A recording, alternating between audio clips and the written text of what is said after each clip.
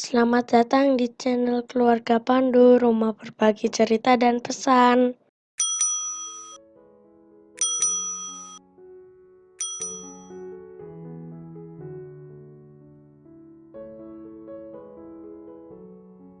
Perikop ini memperlihatkan adanya hubungan yang baik antara Paulus sebagai yang disebut penulis surat ini dengan jemaat Filipi. Pengalaman Paulus bersama jemaat Filipi yang menggambarkan relasi Paulus dengan jemaat Filipi dicatat dalam Kisah Para Rasul 16 ayat 13-40. Paulus menulis surat ini dengan tujuan berterima kasih kepada jemaat Filipi atas pelayanan kepada Paulus ketika Paulus berada dalam situasi yang sulit. Surat ini juga ditulis dengan tujuan mendorong jemaat Filipi untuk terus menghidupi iman mereka. Dengan menyebut Timotius dalam salam pembuka, Paulus menempatkan Timotius sebagai tokoh yang dikenal jemaat Filipi. Timotius memang pernah menyertai pelayanan Paulus dan Silas di Filipi. Filipi 2 ayat 19, 20, dan 22 memberi kejelasan mengapa Timotius perlu disebutkan di awal surat ini. Timotius dianggap sebagai orang yang pas untuk mendampingi jemaat Filipi menggantikan Paulus.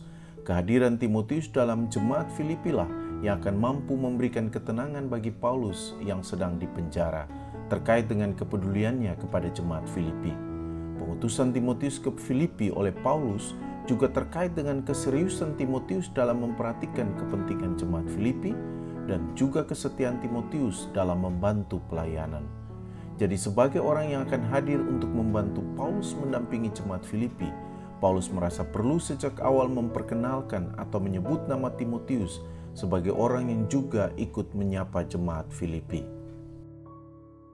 Meskipun Paulus memiliki peran penting dalam kehidupan jemaat Filipi, namun Paulus lebih menekankan keberadaannya sebagai hamba Kristus Yesus. Dalam Perjanjian Baru, Doulos menunjuk kepada ketergantungan sepenuhnya dan komitmen tanpa syarat serta tanggung jawab kepada Allah dan Kristus. Karena melalui kematian Yesus, orang percaya tidak lagi menjadi budak dari kuasa yang memisahkannya dari Allah. Paulus menyebut pembebasan ini sebagai penebusan. Paulus juga menghubungkan kata ini dengan tugas sepenuhnya sebagai pelayan Yesus Kristus untuk melakukan tugas sesuai arah dan tujuan yang diberikan Yesus Kristus. Jadi Paulus tidak mengedepankan posisinya atau jasanya bagi jemaat, melainkan menonjolkan tugasnya di hadapan Kristus. Selain menyapa jemaat dengan sebutan orang kudus, Paulus juga menyapa episkopos dan diakonos. Salam Paulus ini memperlihatkan sudah ada pembagian tugas dalam jemaat. Penyebutan Paulus sebagai hamba Yesus Kristus memiliki keterkaitan dengan sapaan orang-orang kudus. Karena dalam pemikiran Paulus, kata hagios dari hagios menunjuk kepada persekutuan orang-orang yang telah didamaikan oleh Kristus dan saling melayani satu dengan yang lain. Dengan demikian, penyebutan hagios berhubungan dengan tugas dan tanggung jawab ketimbang hanya sebagai gelar. Episkopos dan diakonos sering disebut bersama-sama, tetapi dalam surat ini tidak disebutkan apa tugas mereka. Surat ini hanya menunjukkan bahwa sudah ada orang-orang dengan tanggung jawab khusus dalam jemaat, dan itu berarti sudah ada aktivitas dalam jemaat yang memerlukan peran kedua tokoh ini, sebagaimana peran mereka dalam jemaat Kristen perdana. Apa tugas mereka di sini tidak penting dibahas penulis. Penulis hanya ingin menunjukkan bahwa mereka juga disapa oleh Paulus. Formulasi salam ini biasa dipakai Paulus dalam mengawali surat-suratnya. Kata karis yang diterjemahkan dengan kasih karunia menjadi konsep penting dalam hubungan dengan pemahaman Paulus tentang keselamatan. Kata ini juga dipakai Paulus untuk menunjukkan ucapan syukur terhadap keselamatan. Paulus selalu menyandingkan salam perdamaian dengan salam kasih karunia. Ini untuk menunjukkan bahwa Paulus mengawali sapaannya kepada jemaat Filipi dengan ucapan syukur atas kasih karunia Tuhan kepada Paulus dan juga kepada semua orang kudus di Filipi. Penggunaan eirene dalam sapaan-sapaan Paulus lebih sebagai penyataan Paulus bahwa keselamatan dan kesejahteraan dari Kristus ada bersama jemaat. Jadi salam ini sekaligus menjadi doa dan harapan Paulus untuk jemaat Filipi. Kata eukaristo yang diterjemahkan dengan mengucap syukur yang digunakan Paulus di sini tidak selalu dalam konteks doa, tetapi bisa juga sebagai pernyataan syukur Paulus yang selalu dihubungkan dengan karya keselamatan Kristus dan juga untuk memuliakan Allah. Namun penggunaan kata mnea atau mengingat berhubungan dengan mengingat seseorang dalam doa. Kata mengingat ini berhubungan juga dengan harapan untuk kebaikan dan kesejahteraan orang yang diingat. Jadi di sini Paulus mengingat jemaat Filipi dan mengharapkan kebaikan dan kesejahteraan bagi jemaat Filipi.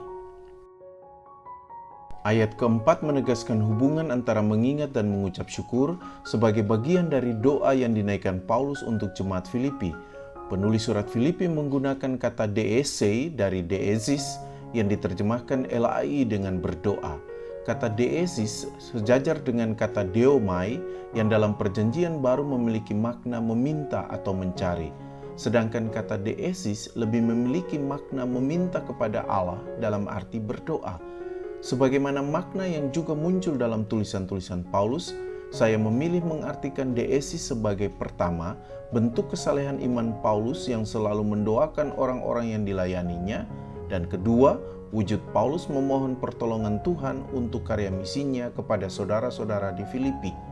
Ingatan Paulus kepada jemaat Filipi ini tidak dapat dipisahkan dari hubungan baik antara Paulus dan jemaat Filipi di dalam Tuhan yang diungkapkan dengan perkataan charis atau sukacita. Jadi relasi itu bertumbuh dalam perasaan sukacita. Ayat kelima memperjelas hubungan sukacita yang dirasakan Paulus dengan persekutuan yang ada di antara Paulus dengan jemaat Filipi. Persekutuan ini disebut sebagai persekutuan di dalam Injil sejak Injil diperkenalkan pertama kali kepada jemaat Filipi. Kata persekutuan diterjemahkan dari koinonia. Kata ini semakin mempertegas persekutuan antara Paulus dan jemaat Filipi dan juga sukacita yang hidup dalam diri Paulus. Koinonia lebih dimaknai sebagai persekutuan dalam relasi timbal balik, sehingga baiknya diterjemahkan sebagai partisipasi. Jadi kalau dikatakan bahwa jemaat berpartisipasi dalam Injil, ini bisa jadi dihubungkan dengan partisipasi mereka dalam membantu karya misi Paulus.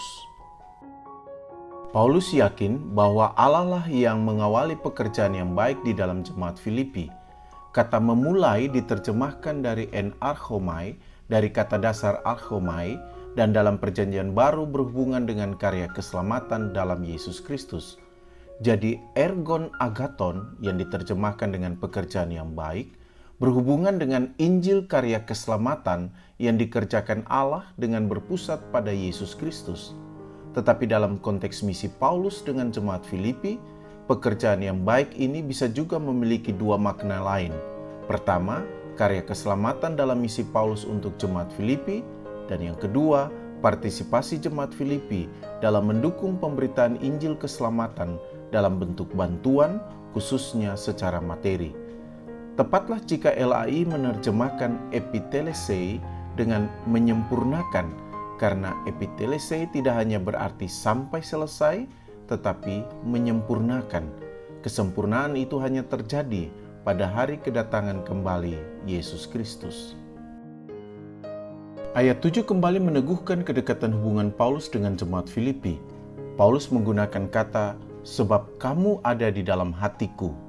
Ada alasan kenapa jemaat Filipi mendapat tempat begitu khusus di hati Paulus. Sebagai alasan, kata sungkoinonos digunakan di sini. Kata sungkoinonos menunjuk kepada kebersamaan jemaat Filipi dan Paulus sebagai mitra yang saling menopang dan menguatkan, baik ketika Paulus di penjara maupun ketika Paulus harus membela dan meneguhkan Injil.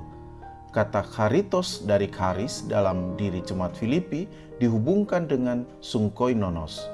Itu artinya karena di dalam kehidupan jemaat Filipi ada ucapan syukur atas keselamatan yang diberikan Yesus Kristus untuk mereka, maka mereka mau menjadi mitra Paulus yang menopang dan menguatkan Paulus dalam segala situasi. Paulus menggunakan kata martus yang menunjuk kepada saksi fakta. Paulus terbiasa memanggil Tuhan untuk menjadi saksi untuk fakta yang ada dalam dirinya untuk dibuktikan kebenarannya. Fakta di sini adalah Paulus merindukan jemaat Filipi dengan cinta dan kasih sayang yang kuat dari Yesus Kristus. Kata epipoto yang diterjemahkan dengan merindukan merupakan kata yang biasa digunakan Paulus untuk menggambarkan keinginannya membangun persahabatan. Jadi apa yang bisa kita pelajari dari teks ini? Yang pertama, kesadaran bahwa kita semua ini adalah hamba Allah mengingatkan kita untuk tidak perlu menonjolkan kelebihan yang kita miliki atau jasa apapun yang sudah kita lakukan dalam pelayanan. Sebaliknya, yang harus diingat adalah bagaimana terus melakukan tugas sebagai seorang hamba dengan benar agar keselamatan terus dinyatakan. Yang kedua, relasi dalam pelayanan yang tidak dibangun atas perasaan berhutang pada jasa-jasa seseorang membuat kita bisa tetap membangun relasi yang baik dan saling menopang dalam pelayanan. Hal ini dimungkinkan jika orang sadar bahwa apapun yang dia lakukan bukan untuk meninggalkan jasa, melainkan sebagai ungkapan syukur atas keselamatan yang telah diterimanya.